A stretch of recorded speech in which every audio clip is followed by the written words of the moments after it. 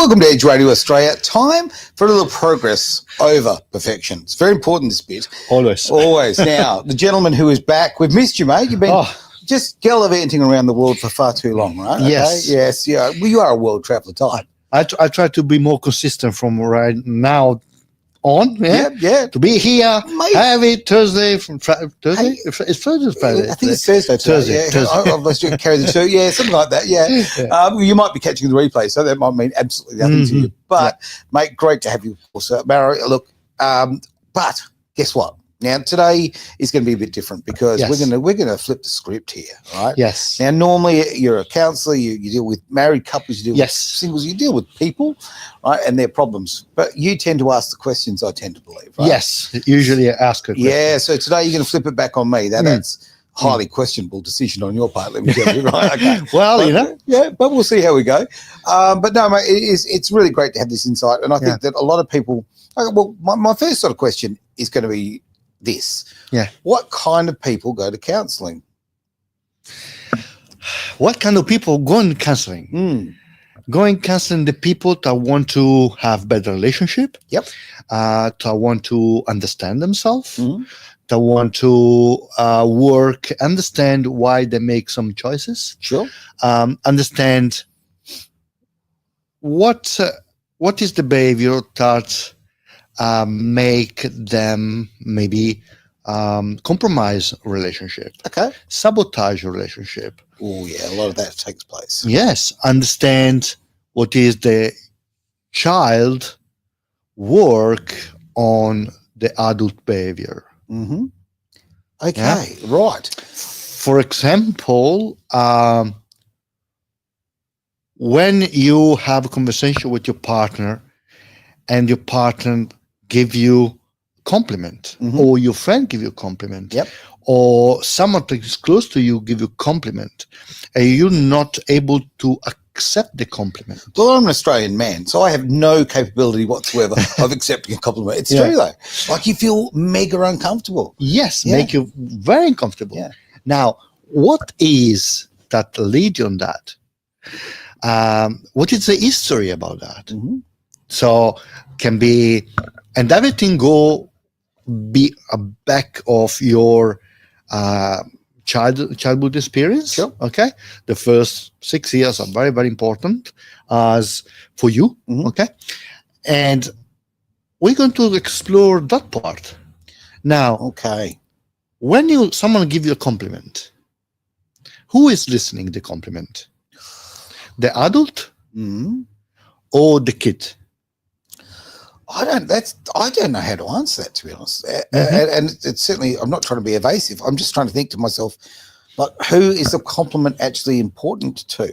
Yeah. Like, as a child, being given a compliment, that's interesting. Now I really think about this because I think I liked them when I was younger. Yeah. And maybe I turned on it. For example, if you grew up in a household where the father was a very strong figure and the mother was very feminine, very emotional connected. So, but you couldn't really express your anger. You didn't receive compliment from your dad. You got from your mom, of course, but you couldn't express some of these emotion. Okay, it's a good point. Yeah, because don't do it because it's weak, or don't, for example, don't be cocky because it can be arrogant. Okay, so don't have that behavior because it's bad in front of others. So all of this stop you to receive the compliments. I think it's a really valid point, and I'm not having a go at my dad by any stretch of imagination, but different eras. Yeah, we talk about very hypothetical. Sure. Okay, so from the experience that you have with your parents, with your people, the people that you had when you were a kid around you, especially the caregiver, the first caregiver. I can understand, or we can talk through of what can be the possibility of your behavior. Okay. So, for example, if you have a partner give you a compliment and you don't take it, Okay, because for some reason you don't believe it that is right, you don't deserve it, or it's something that is not good because it can make you feel arrogant or cocky, like your dad told you, like your mom told you. What do? You do not take it. Do not take it that you're going to sabotage your relationship. Of course you are. Because slowly your partner will stop to tell you.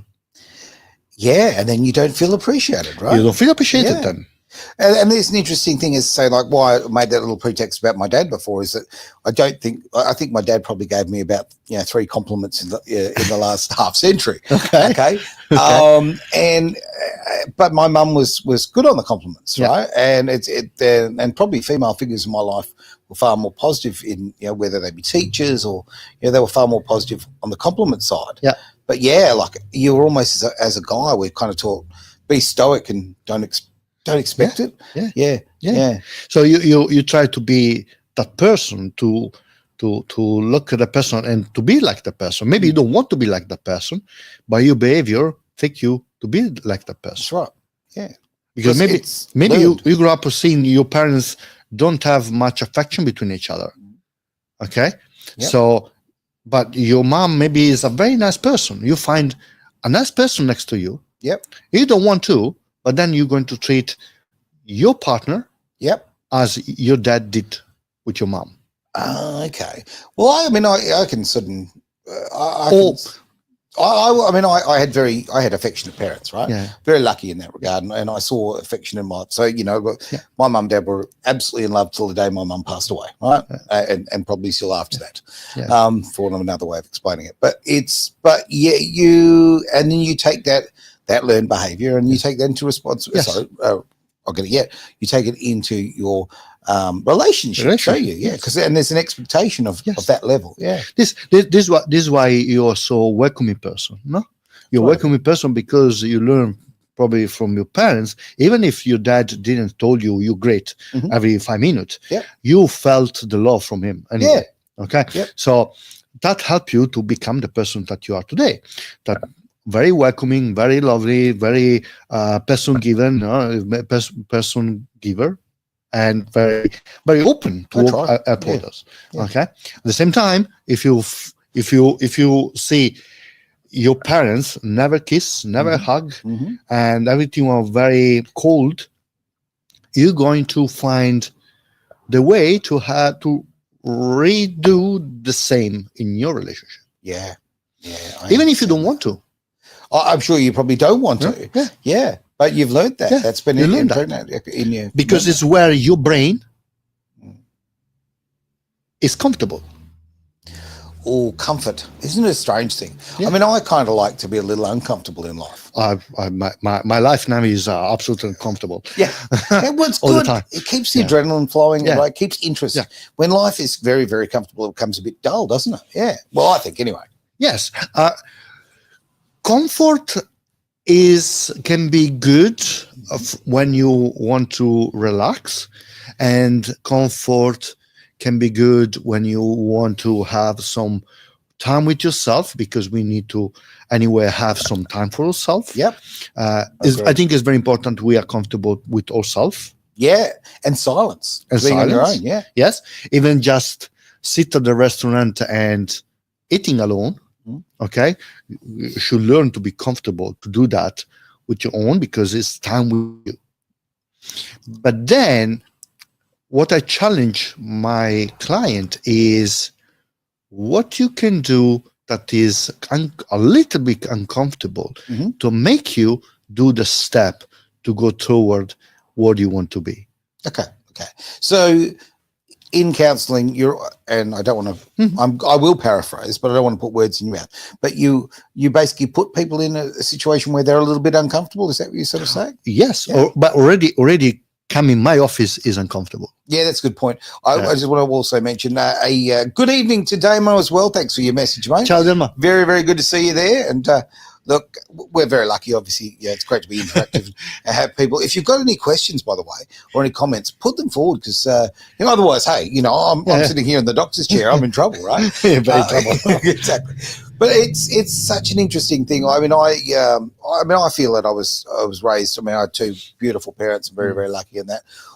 And I do see that the difference in other people in my life who have not had that luxury, right? Which used to be the norm, but it's certainly become the luxury these days. Most people have only got one parent. Yes. And I note the difference in just, and I am generalizing, but certainly to myself, I see the same patterns over and over and over again. See? Right? Yeah. Yes. But if you think this, it happens sometimes that the client come in and they're very, they don't know what's going on. Okay. It's very new. Yeah. Okay. And my job for the first 5 minutes is make them comfortable. Very important thing, mate. Very important thing. Yeah. So you're going to build a rapport. What we do in counseling session is nothing weird. No. I'm there to understand what is the situation and help them, or you, if you are a person, help the person to understand what to do next. Okay. And guide them. Then there is various type of therapy.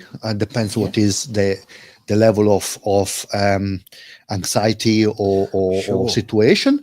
And then depends if I can work or not work, because there is limit on what I can do or what I want to do. For example, I don't work with deep traumas. I don't work with people that have deep situation that need an extra level of help. That is not my work. It's good to stay in your lane, right? Yeah, of course. Actually, I was going to make this comment as well. I think that, and I have absolutely no qualms about saying so. I've had therapy myself, and I think it's been a really positive thing for me because I'm a why kind of guy. Like I want to know why about things. So I wondered why I was having particular behavioural traits and so forth. So for me, but finding the right counsellor was really important. It's very important. Yeah. It's very important. I think so. Counseling is good, even just if you have doubt about something. If you want to talk about something, for example, if you're in a relationship and you have a problem at work, instead to go at home and talk about the bad time that you have at work. That already you have at home maybe kids, you have situation, you add your situation to the family, you come to me. Okay? We talk. Maybe I can help you to find the way to turn around the situation. Now, you've just brought up a point that I don't think a lot of people actually appreciate. I think that's a really good point. Because, say if you've got dramas at work, and you take them home, you do feel like sometimes you're just dumping more on the pile. Yes. Right? And if, you've got someone in your life you love very, very much, do you want to burden them? The word burden I would absolutely definitely use. Whereas, say if you go to a counsellor, the difference being, because you might think, I can only go to a counsellor because I've got problems. No. So I think of it very much like, this is my own take, but I think of it as somewhere to unload or download. Yes. Right? Unload or download. Yes. Counseling coaching is very similar, very little. For me, it's very difficult to say I'm a counselor because I work between counseling and coaching. That is very, very similar. There's a very fine definition between the two. Okay. Very, very fine. I have clients, they come to me just because they don't know what to do at work, in a situation at work, and they don't want to take it home. Maybe they talk at home about the situation, but they don't want to go in deep because they have already other situations. So they come to me. I'm just the person outside of the situation. That's it. To look and say, have you ever tried this? Or have you ever tried this? Have you thought about this? Well, and you've got a different perspective because you don't have skin in the game, right? Yes. No. Yeah. You're not part of that relationship. No. But it's like if me and my wife, we have a problem. Okay. Because I am in the situation, I cannot see clearly what's going on. I cannot see my fault. Well, clearly you haven't got any, mate. Come on, surely not. Of course, but I cannot see my fault, Yeah, and she cannot see her fault because of our perspective. because it's their perspective. Yeah. It's all perspective, So and true. all perspective clash. But a third person say, Mauro, you just said this. Do you think it's right? Already that stop you, make you think, okay, there's a point. Yeah. How you want to reframe that? How you want to reframe that? Okay, or what do you want to say when you say this? Because maybe you want to say something and come out in a different way. Yeah, You have a miscommunication. A counselor can help you to reframe the conversation, help your partner understand what you want to say. That's really okay. You've opened something up in my mind about a previous relationship that I had where I was married, and my wife would say, "You're ungrateful," right? Because now what it was is I always wanted more, right? Yeah. Now I was raised in an environment where we were sort of performance was important. Okay, growth was important. Financial, growth, success in whatever you're doing. So you're always looking, you're always looking for a little bit more. And she would see that as me being ungrateful for what I actually had in my life. Because I loved what I had in my life. I was very appreciative of what I had, but I always wanted, okay. I'll think in materialistic things. If I had a very big family, lots and lots of kids, so I would be thinking, okay, the next move of, the next bigger car, the better car for the family, or whatever, or the home, the bigger home, or not. And I don't mean me being materialistic in the fact of what I want, but just like moving forward. And she would see that as being ungrateful for what actually we had. I mean, so what I'm asking, I guess, is, okay, if you were sitting there as a couple and you were there with a counsellor with yourself and you're going, okay, how do you reframe that so both people, because I don't think the two of us were too far apart, right? I think we were just both using different language to explain the same situation. Yes. I think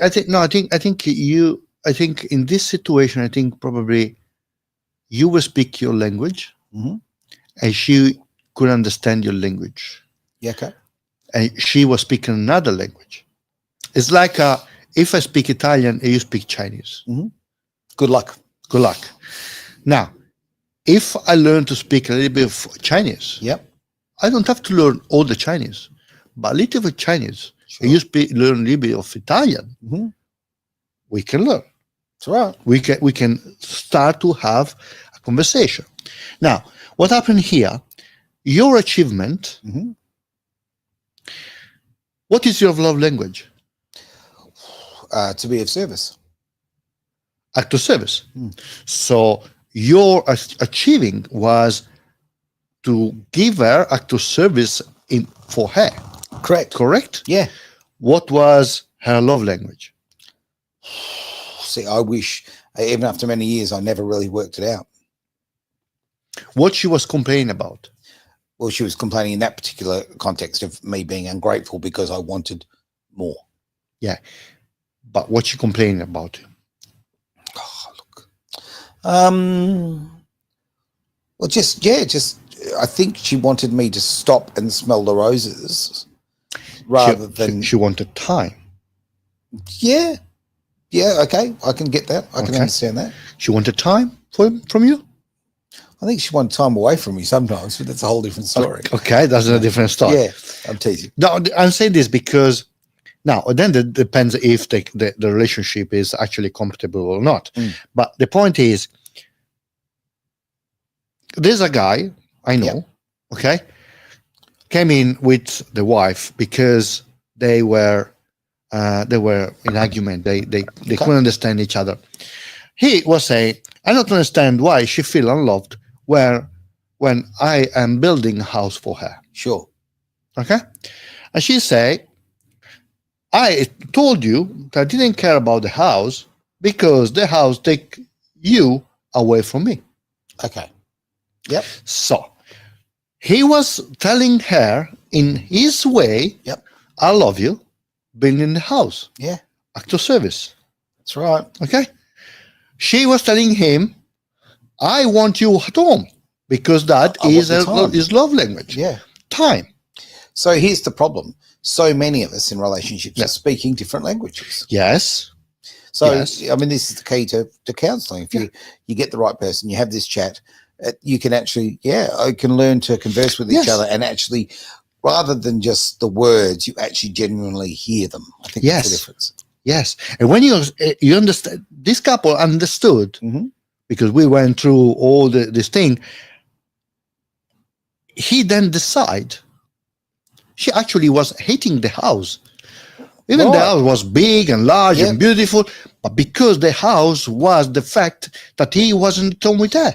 So she's building up negative attitude towards that. No, she was building resentment toward the house. That's more accurate, yeah. Now, for him was enough stay 1 hour less or 2 hours less a week to the house and spend 2 hours with her. Okay. Until the end of the house. They actually had the chance to talk and to tell each other, look, I'm doing this because I love you. Sure. Okay. Yep. I would never understood that this was making you upset. Okay. Now, on a Saturday, instead to work until night, I will work until 4, and then we go out for dinner. We spend time together. Sure. For her, that was enough. Okay. Is that a concession or is that a compromise? It's a compromise because both of them agreed. Yeah, okay. She said, okay, if you give me this, I'll be happy. I'll be patient about the house. Okay. Thank you for the house, but I want to time with you. Yeah. Because ultimately, when you're with somebody, okay, the relationship is, I mean, you want to be with them. Yes. You know, that's the, I mean, time really is the bottom line on all of these things, isn't it? But depends what is your love language, because if your love language is gift, for example, okay, I can spend, if me and you are a couple, okay, your love language is gift. Okay. And my gift, my love language is time. Okay. I want to spend time with you. Okay. Or touch. Sure. I want to hug you. I want to hug you a lot. Okay. I'm like a big bear, mate. I'm a big bear. But you feel loved if I stop and buy a chocolate from the service. Okay. From the server. I take you the chocolate. If I don't do that, you won't feel loved. I feel loved. Yeah. Because you give me the hug. Yeah. But if I don't think, hey, about this is for you. Yeah. You will feel unloved. It's true. It's true. That's a really interesting thing because, okay, on the gift front, again, I'll use myself as an example because it's only life I've lived that I'm aware of. Okay, like I had my ex-wife sometimes would do some really and genuinely horrible things to me, right? Like, you know, we're talking evil as far as I'm concerned, and very abusive. Yeah. And then go and buy a really expensive gift for me. Yeah. Right. So, you know, like, you know, she'd do something disgraceful and then she'd show up with a PS4. Okay. Or whatever. I hated that PS4. That gift meant absolutely nothing. Well, it actually, no, it meant a lot to me, negative to me. Right. So, like, again, this is again, people who are talking different languages here. Probably her way to say I'm sorry was to give you something. Sure. And I get that. I mean, in that particular case, and I'm sorry that happened to you. Well, thank you. Yeah. It's a case of, I mean, that particular situation, it was a 9-year relationship. And she said sorry 3 times, right? In 9 years. I shouldn't know that, right? You know. But and I'm not going to sit here and be a victim. What I'm saying is that is if you're not speaking the same language, that gift that she might be trying to say sorry. Yes. Yes. And I'm misinterpreting that because I'm now resenting that gift. Yes. Because it's not what I wanted. Yes. And because you are in negative override. Okay. Your relationship is running in negative. Right. Gotcha. This is why in couples therapy, what I do, I divide the work into friendship and intimacy. Yep. Okay. Friendship is the base of any relationship. Sure. You don't have a relationship if you don't have a friendship. Me and you, we have a relationship because we are friends. Spot on. Okay. Then you are your boss. Yep. Okay, you work together. Yep. Because you two, you have some kind of friendship.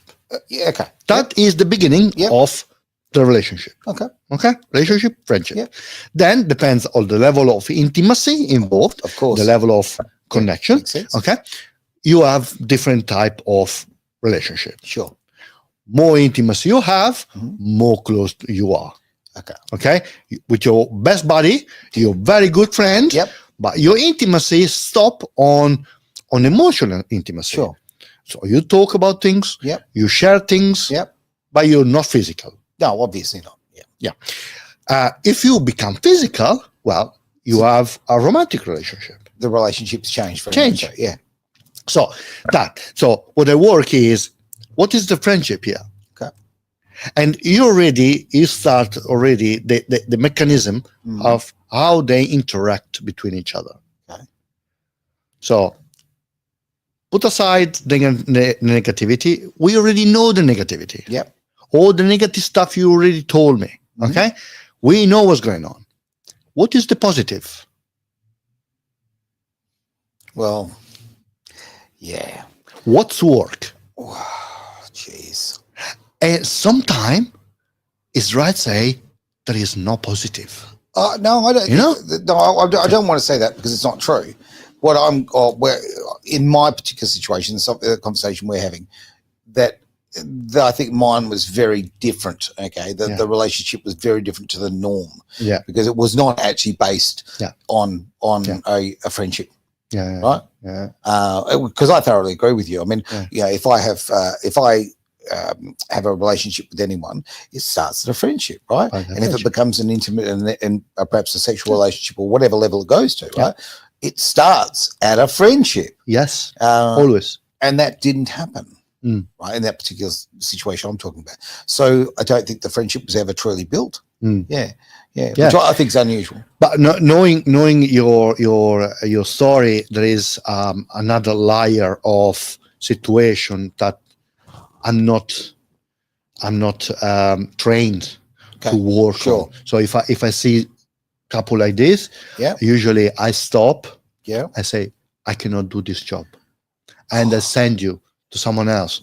And for me, at the point, if you are the one that being abused or under certain circumstances, I say, I think you need to search another extra help. And I will make sure that you are safe.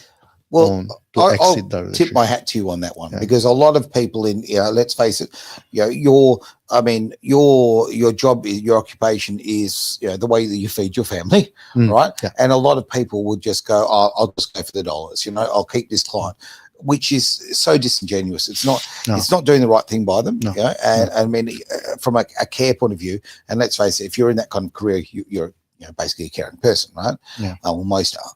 I don't know. I would love to believe that it's a majority of person that are working with the heart, and they want to do the best of the person. Then, of course, there is people that I do anything for anything. Even if you want to then go into destroy. Personally, I'm not comfortable to do a work that I cannot do. Because for me, I choose this work because you as a client, for me, your health, your happiness is my goal. That's it. And it should be. That's it. This is why I ask always, what you want to achieve here? And this is what we're going to work on. So, in a situation where a couple comes and sees you, so couple dynamics here. What is the most common thing that they bring to you and say is the problem? Well, the problem is that come from very different ways and history. But at the end of the day, there is it's always the same thing: belonging, love, communication, intimacy, respect, being seen, being heard. These things, power, because relationship is about power. There's dynamics. It's a power dynamic. Any relationship, the romantic is more important, especially today. There is a not a war, like we'll call an adjustment of what is the relationship today. Okay. I think luckily men are more open, understand that certain things being done in the past is not anymore correct. Yep. Okay. And I think the other side as well, women try to adjust themselves as well, because there is a lot of confusion. Agreed. They try to adjust. Okay. So this is what I see. Communication, love, belonging. You be there for me if I get sick. Sure. You be there if I'm in trouble. Yep. You know, those are the conversations that we have. Well, then we can talk. I mean, what we can talk about what you said about the dynamic of, look, men and women right now. We are trying to find out where we fit, right? Because there's a lot of change in the world, right? So everybody's kind of we're winning in some and we're losing on others, right? Mm-hmm. We're trying to find where we land. Yeah. But you're so right though. I mean, the fundamentals of, say, if you truly love someone, you are the person that, you want them when you're sick, and vice versa. You want to care for them when they're sick, or, someone's passed away in their family, or, like any of the things that, I don't know, the crisis points in people's lives. And it could be, the crisis might be a very minor one. It might be the flu, but it might also be the loss of a family member or something horrendous, right? Yes. And that's when you see, in my opinion anyway, those who stand up and those who step up. Yes. And there's new things happening right now. For example, if there's a kid who's going to give up the career. Yep. This is an important conversation. It's a big conversation. A big conversation. Yeah. And in my eyes, it should be a conversation you have early in the relationship. Absolutely. Yeah. Big conversation. What are we going to do with that? So who's going to give up? Who is the one that will make it easier to go back in a workforce between the two? Mm-hmm. Who has the best job? Who has the best income? What are the teaching that you want to give to the kid? Yeah. You want to raise Catholic, not Catholic, Protestant, Muslim, or no believer? Yeah. What do you want to do? A lot of options. But then all this conversation go back always on dynamic between the couple, power, communication. You be here for me. I'll be respected. When we talk about the toothpaste or the toilet seat, it's not about the toilet seat. Never about the toilet seat. No. It's about the meaning of the toilet seat. Yeah. It's about me asking you, can you please put down the toilet seat? And you don't do it. So you do not give respect to me. Sure. It's a very simple act. Yep. Why you don't do that? Someone will say, well, you can put it down. Well, I understand that. Yeah. But have you stopped yourself, ask why it's important for you? Because maybe that toilet seat was the reason why many times your mom and your dad were fighting. It could be a simple little memory that's going to be a simple memory. Yeah. And sometimes the act of 1 second act can change the dynamic of all relationship. So you're thinking she could get all warm and fuzzy because you put the toilet seat down. You never know. You never know. But I mean, you're right though. It's something that comes from your past, right? So very, very true. And you've attached some sort of emotion to that. Yes.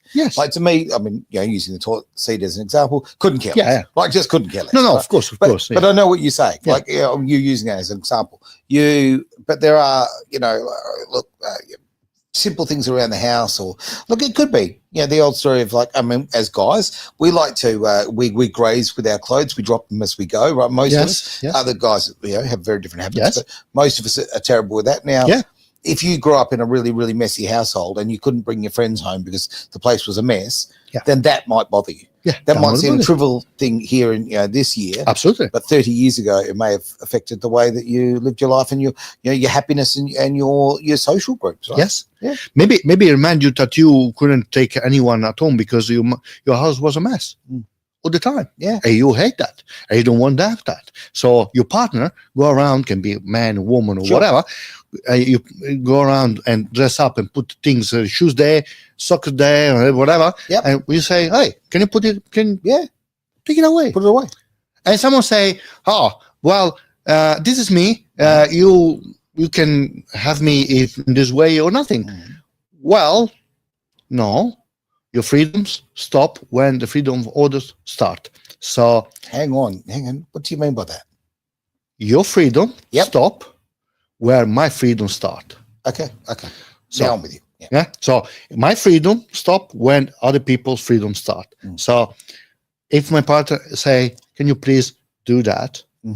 Because I understand that is I'm going to work out is a uncomfortable thing to do for you because you never done it, okay, to learn to pick up your rubbish and put away is a part of growth. Okay. Being in relationship is the best way to grow as individual. Oh, explain that for me, because that's what is more challenging to live with someone else true. Okay. and try to get along. Yep. There is no one that can, if you are in a healthy relationship, okay, there is no one can help you to grow, to become the person that you will become more than your partner. It forces you to reflect. Yeah. Right? And if you're just living in your own little world, comfort zone, hey, why would you ever extend yourself? Yes. Help you reflect, you think, you change, you grow, you become the person that you want to become. It's a really good way of looking at it. Okay. This is why I love relationship. Okay. But today I was talking with my supervisor, and she said, I hate working with couples. Really? I love it. I will never do the job she does. Okay? Yeah. Because I will never do the job. She's very good in what she does. I respect her for that. Okay? I love couples because the dynamic, it makes you grow so much if you learn that you cannot believe it.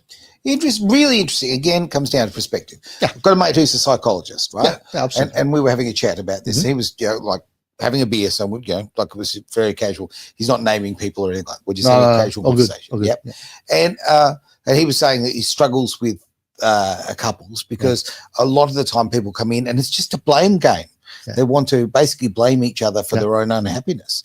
And it becomes very challenging. Now, he's very talented. I don't know. I don't see him professionally, but he has great insight. And, so I would tend to think he'd be very, very good at his job. Of course. But I mean, what with yourself, if a couple comes in and the conflict is based on the fact of like they feel they need to play ping pong, right, with the blame here. What's some tactics? What's some tools we can? I go straight forward. Okay. I say, guys, to me, if you're here with the belief that I'm going to help one of the two to change the other one, you're in the wrong spot.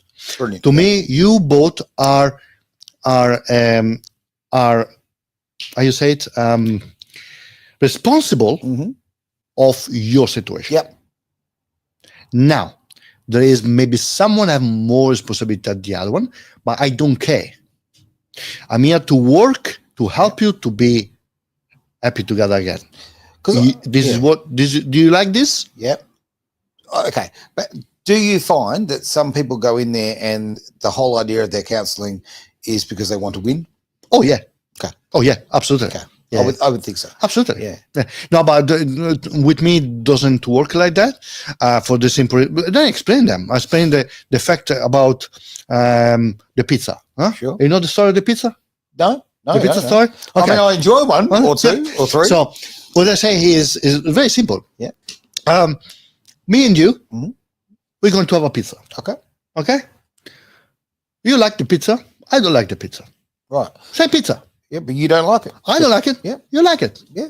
It's not that my view is better than yours. Mm-hmm. Just different, right? Just different. Yeah. So instead to argue that I'm the one to right, you the right is wrong, the one is wrong, I will ask, what make you like the pizza? And you can say the crust, mozzarella, the cheese, not the pineapple because That's just wrong. That's bad. We can agree on that. And then you can ask me, what do you don't like about that? And I can say, well, I didn't like because I thought there's not much things on top. Sure. Okay, but it's about perspective. It's not that my perspective is better than yours. It's just different. Of course it is. So what happened in something, in a bad situation, okay, you saw in one way, I saw in the other one. It's not that my way is right and your way is wrong. Sure. It's my perception, is your perception. Now, the goal is, the situation is this one. This is the problem. What you going to do as a couple to solve the problem? Right. So we're going to switch the conversation between I and you to we. Yeah. Now, how comfortable are people in doing that? It depends how much they want to do it. Yeah, okay. But usually, if they are smart enough to understand and take charge, okay? So if you don't have people that are narcissistic or tendency that I'm always right, okay?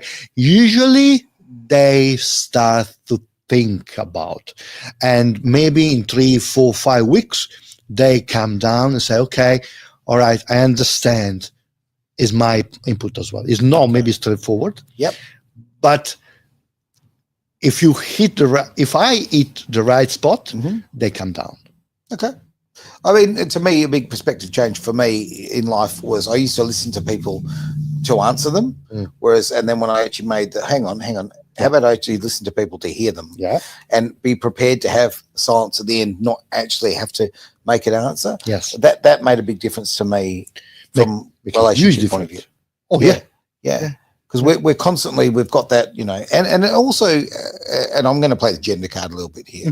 Of course. As a man, we're designed to fix things, right? Yeah. Okay. So the Usually, answer seems to be the fix it, right? But so like, okay, just to change the mindset here and go, okay, you know what? I'm just going to sit. I'm going to listen to it all, and then I'm going to sit in it, even if it's like 2 or 3 seconds, right? Those few seconds to actually, I've heard it all. What a difference, right? Make everything. Yeah. The one of the exercise I ask to my couples to do is, when you have something that bother you, find a time to talk. Yep. A time, specific time. Book it in, Eddie. Book it in. Specific time. Okay. You do 20 minutes conversation. 20 minutes conversation. Yeah. It's a long conversation, 20 minutes. Very much so. Very much. 20-minute conversation. Or you can make 5-minute conversation, 10-minute conversation. But you actually stop and you talk about that.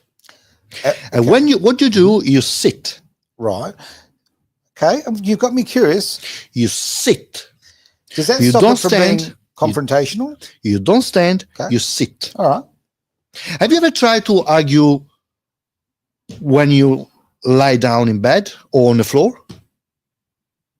No, I don't think I ever have. Right? Okay. You cannot do it. Okay. You have to stand up. If you lay down with your partner and you try to have an argument, you cannot do it. You have to stand up. That's just, it's kind of, I don't know what to say. I'm thinking to myself and I think, how many times in my life I had an argument laying down? And if an argument starts when you're laying down, you kind of go, look, I haven't got time for this or whatever, and you roll off over rather than go to sleep, right? Yeah. Well, so this is why I ask a couple, your tone of voice, low, sure. You sit and you talk about the situation. You say, using I statement, I know that feels very uncomfortable, but if you learn is very, very useful because give you a framework on your conversation. Don't have to become your way to go for all your rest of life, but calm you down. If I say, for example, the pizza. Yep. Okay. You like the pizza. I didn't like the pizza. You told me off because you think I'm nagging. Okay. If I say these things, why you always tell me that I'm nagging you? Because you always try to embarrass me and point out to me. Okay, this is my way. Okay, attack you. How you answer me? Well, how would I would answer that situation is just next time we'll just buy 2 pizzas, one for you, one for me. Solve the problem. Okay, right? That's the fix it. Part. Yeah. Okay, but usually would you answer attack me back? Oh hell yeah! Because you are a nagger. You are someone. Yeah. But if I say, I feel that when I say what I think about something, okay, I feel that you are trying to close me down. Yeah, this is what I see. Feels less like an attack, doesn't it? Yeah, what I see. And I imagine that I cannot tell you what I think in the future. Yeah, no, I get that. Okay. So when you do this, when I see you do this, okay, or I feel that you have done that is my perception. I feel in this way, sure, and I imagine this way. Well, that's just being honest. Right, that's just really actually explaining your feelings. Yes, in a really simple way. The other side, will say, so, Mauro, you tell me that when you tell me something, you see me shut me down. You felt in this way, and you think in that way. That's correct. Okay, that's correct. So in this way, you have a conversation that both of them listen to each other, understand each other. Yep. Then, of course, the person that nagged the other person will say, well, look, I'm so sorry. I was very tired. That will never happen again. I love you. Nice way to resolve this. Finished. And the posture of sitting while you're doing it. Sitting. Is such a smart, it's a simple thing. You sit. But it makes a lot of sense. Make a lot of sense. Yeah. You sit. Because you're not in confrontation. You talk about something that bothers you. Yep. And if you love me, we're going to talk about what is bothering me. Yeah. When I see you don't put down the toilet seat, I feel that you don't care about me. And I imagine that like my dad, that was always fighting with my mom about the toilet seat. And a huge argument. They will say, well, okay, when I don't put down the seat, you feel in this way. I imagine that. Now you know why the partner is upset about the toilet. As far as why, again, like we're always wanting to know why. Well, certainly I am. Like I want to know why I do the things I do. You can ask. Yeah, look, we don't. We all think we're mind readers. No, you can ask. Yeah. Why bothers you? It bothers me because this.